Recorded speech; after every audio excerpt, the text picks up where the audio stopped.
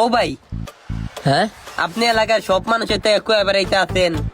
আপনি আমারে কাম লইয়া দিছেন, আমার বাইরে থায়ের কাম লইয়া দিছেন। আপনারে আমি কোনো টাকা দিই নাই। আচ্ছা, আপনার টাকা দিমু কিল লেগা? আপনার টাকার দিমু কিল লেগা? কামটা আমি লইয়া দিলাম না, তোর তো খুশি হয়ে আমার কিছু দেওয়া উচিত আসলো। আরে বাবা, আপনারে আমি কিল লেগা টাকা দিমু? কিল লেগা আপনারে টাকা দিমু কোন? কাজটা আমি লইয়া দিছি না, আপনি কাজ লইয়া দিছেন? টাকা তো তোমরা কামাইছো, আমারে কিছু দিবা না? আমরা কামাইছি, তাইলে আমি একটু পাই না? আপনার পাওয়ার কারণ কি? ওই যে কাজটা আমি লইয়া দিছি। ও ভাই, কাজ আপনি লইয়া দিছেন, পরিশ্রম তো আমরা করছি।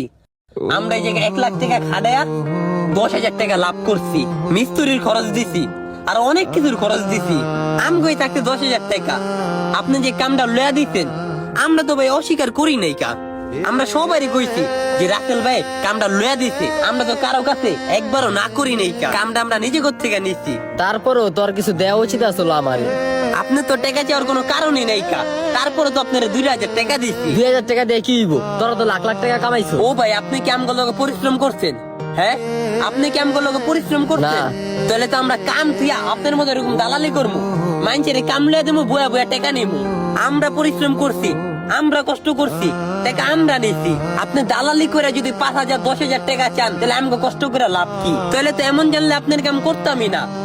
ওই অপপোলাটা আমার ভাই রাইতিকা কাম করছে, চোখের ঘুম মাইর দিয়ে বলায় কাম করছে, বলায় পরিশ্রম করছে। আমি পরিশ্রম করছি, আর আপনি আহেন ভাগ্য আইতে। তখন কামটা যদি আমি না লইয়া দিতাম, তোরা তো আর টাকাটা কামাইতে পারতি না। ও ভাই, 2,000 টাকা দিছি, আমি তো পাগল হয়ে যেতেছি আপনার কথা হইন না। এরপরে ভাই দোহাই, আপনার কাম করমু না, কাম করমু না।